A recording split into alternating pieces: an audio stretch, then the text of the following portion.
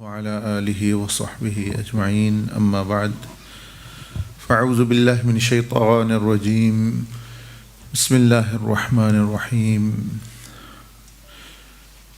تبارك الذي بيده الملك وهو على كل شيء قدير الذي خلق الموت والحياة ليبلوكم أيكم أحسن عملا وهو العزيز الغفور صدق الله العظيم اللهم صل وسلم وبارك على سيدنا ونبينا محمد وعلى آله وصحبه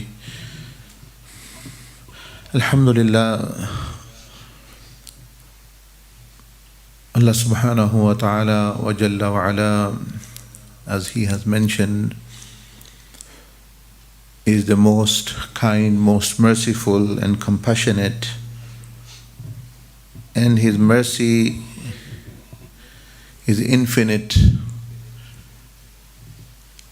And in one of the hadith Qudsi, Allah subhanahu wa ta'ala mentions, Rahmati sabaqat ghadabi, that my mercy outruns my wrath, or my mercy dominates my wrath and ghadab and anger. So a person who is merciful, very merciful, even in human beings, they always want others to benefit. They always overlook their mistakes and faults. They are patient with their wrongdoings even, so that that person or those beings, or if they're children,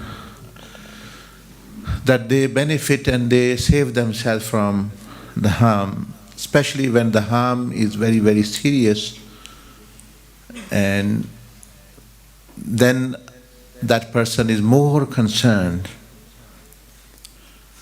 So in this regard, Allah Jalla Majduhu, as He has begun all of His surahs in the Quran except one with His most blessed names, Ar-Rahman and Ar-Rahim,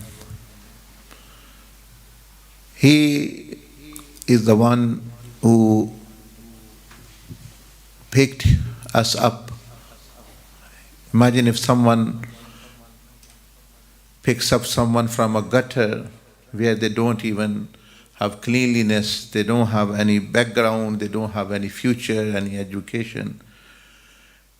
And from picking up them abandoned from a dirty gutter, and then giving them a bath, cleaning them, and then giving them the opportunity to be a king somewhere, in some country. Imagine how a great blessing that is. And if that person then does not take advantage of that compassion and mercy and generosity this person is giving, that they are giving them opportunity to reach the peak of physical human existence, that they become a king overall in one country. And through this becoming a king, they are given training. And somehow this person forgets that I was one day in a gutter, no one knew me, and now I am giving this opportunity, and somehow this person turns against the benevolent person, the kind person himself, and becomes rebellious. So this is an act of utter ingratitude and unthankfulness. And if this person then is more compassionate and mercy, this person becomes rebellious, this person gives reprimands very gently to this person that what you are doing is not right, and he sends them a message that this is not right, you should know where you have come from, look, everything can be taken away from you. This is mercy upon mercy, although this person does not deserve that, but it is a mercy upon mercy. And if this person doesn't take heed and he or she continues with this rebelliousness, then they are sent another message, another gentle reminder, another reminder, until that person decides that no, I am going to be total rebellious and never going to turn and never going to actually become a better person, but actually becomes completely degenerated. And this person then ends up in a prison or in a dungeon, because the big king doesn't want disorder in the, you may say, in the kingdom.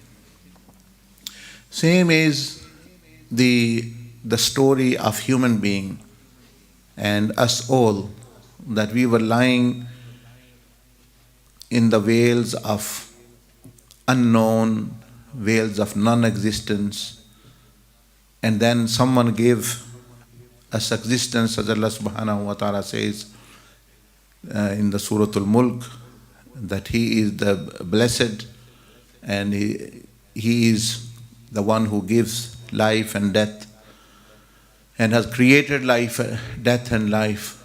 So then we were somewhere lying in the dust on this face of the earth. Then we were in the form of filthy fluid somewhere. So from those gutters and those, you may say, abandoned places where no creation, no one would pay attention to us, no one knew, He picked up us and gave us such existence. Now we have ears, now we have hands, now we have consciousness, now we have brain, and now we have many, many other blessings. And then this person, what does Allah subhanahu wa ta'ala wants him to do is to become qualified to become a king of a kingdom in the heaven, in somewhere else, in another galaxical world. We do not know where, but imagine there are so many galaxies, and there's somewhere there is a big kingdom, and much greater than this. This is nothing at all compared to that. But this person, we then become forgetful and unthankful, and we even forget who has actually picked us up. We are paying attention to others, things which really are here to serve us, which were given as a test. Someone is preferring another person, someone is preferring their spouse, someone indulge in material existence, and someone indulge in injustices and carrying out acts of pain, acts of destruction, depriving other people, children, families, countries, people from actually even rights of existence and right of living and feeding and thing. So then the King of Kings, in the similar way, he sends gentle reminder, because when the rebelliousness is widespread, then the reminder also becomes widespread as well. So in this light, as we all are living and experiencing, and this is one of the last prescription of Allah subhanahu wa ta'ala, to send reminder in the form of calamity or in the form of this. Because after this, then this means the person is never going to change. If this does not change, then after that, actually then a big, or actually a person is left for some time, or 1 year, 2 year, 10, 20, this is nothing really. And then a person reaches one's end. So we should all firstly personally take heed and see what we are doing right and what we are not doing right in our personal life, because we have a kingdom in ourselves. So these virus or other calamities, especially this virus now, because we are experiencing the effects, one, it should actually bring us back to reset and factory settings and thinking wholly, revisiting our lives, that what we are doing wrong, why this, we are the best of the creation, why this virus actually disturbing us? It shouldn't disturb us. Like Sayyidina Umar radiallahu ta'ala anhu said, to the fire, to the air, to other things, that when I am executing justice and doing my best, that why this creation is disturbing me, and it was obedient. Because Allah subhanahu wa ta'ala makes these things obedient to the one who is fulfilling the purpose, because it is. But it is utter, actually, insult in a way. Don't you feel insulted? A virus shuts down your movement. Isn't it an insult? People don't. So when Allah subhanahu wa ta'ala says, okay, don't do this, don't go there, why should we follow it? Why? Oh, I have my own life. Well, now you have your own life as well. Now you have your own will. Where is your will? Where is your freedom? Where is your all this, it's my life and my choice? Where is your choice now? You can't even actually go out with your own will. You can't even actually unveil your face with your own will. Otherwise, you'll be fined or put in prison. You can't even visit your friends and families and other things, etc. So this shows all this is mockery, and all this is just actually a fraud that which people say, and it's freedom. I am free to do whatever like. I am free to speak whatever I want. Then do now.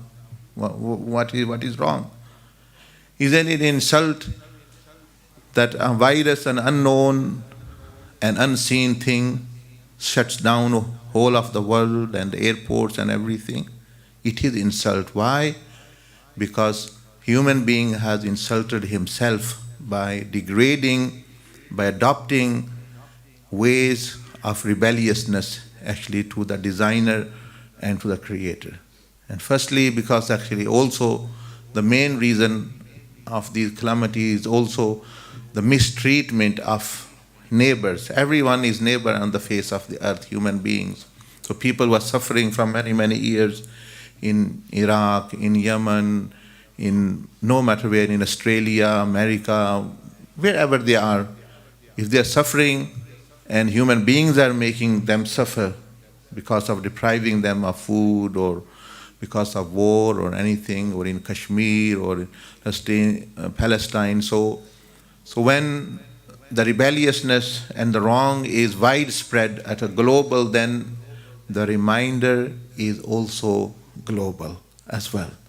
But let's cite others. You, me, everyone, they should be considering revisiting their lives. If they do not, like many people are, there is another virus coming, there is another second time we are getting low. This shows that we have not taken heed. I have not taken heed. That's why I get another message. If I send you a message, please call me, and you call me, why would I send another message to you, please call me? I wouldn't. But if you don't call, if you don't act, then I send you another message that please call me. So virus is reminding, it's nothing. Human being is such creation that angels also bow down to Sayyidina Adam alayhi salam.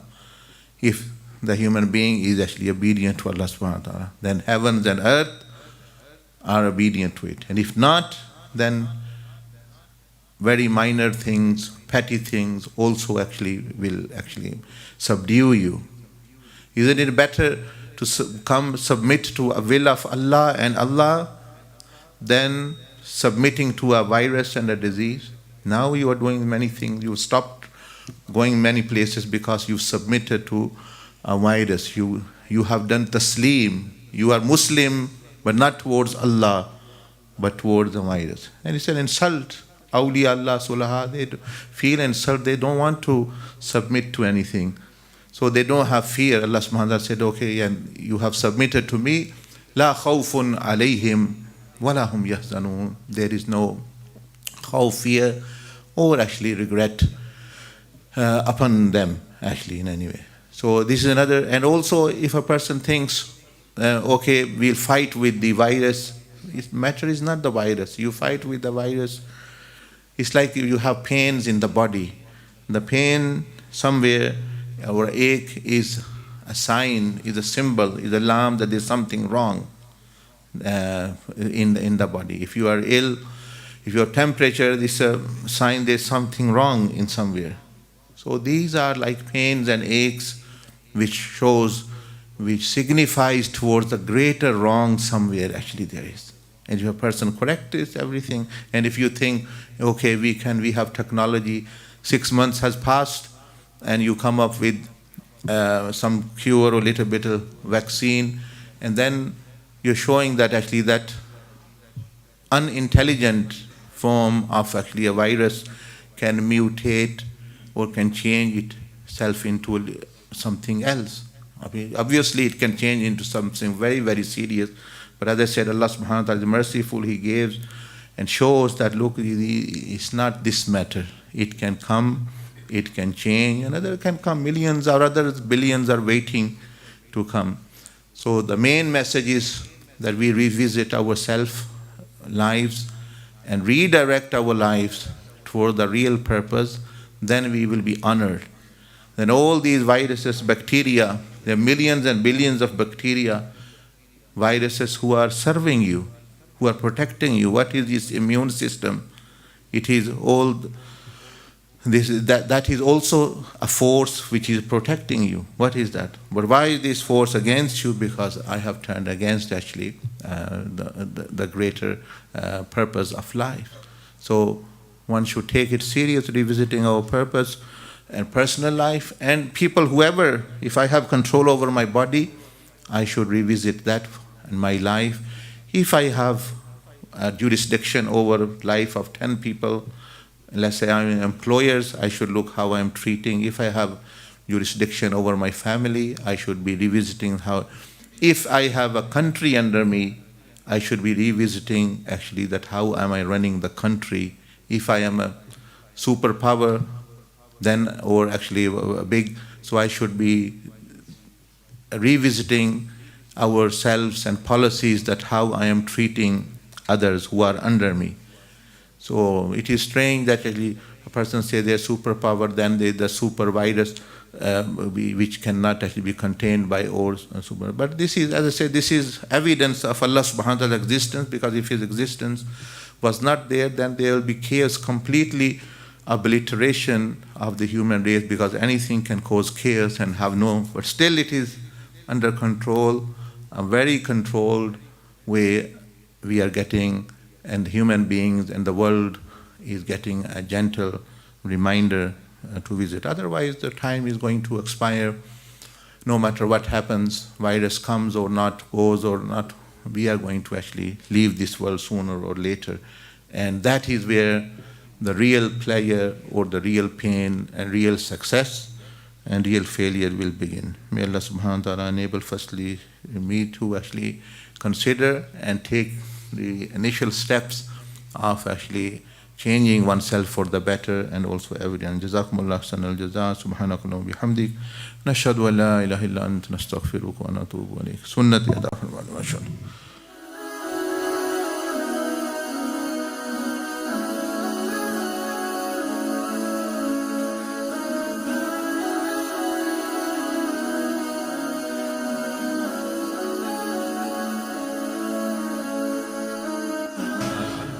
إذ قالت الملائكة يا مريم إن الله اصطفاك وطهرك.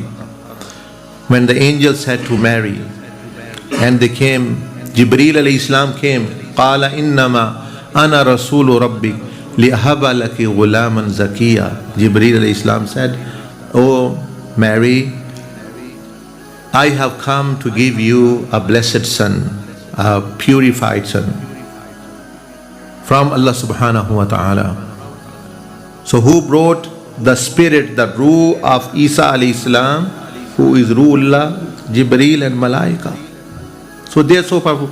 They are even bringing Anbiya alayhimus salam to on the face of the earth.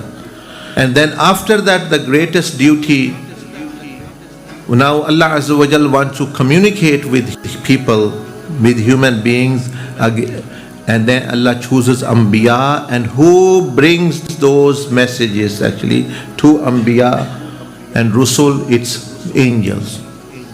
Sayyidina Jibreel alayhi salam. And Allah subhanahu wa whoever Allah subhanahu wa ta'ala wills, angels bring ilham and wahi to the Anbiya alayhimus salam. I know I'm waiting for something to happen to me. But this waiting comes with trials and challenges. Nothing in life is free.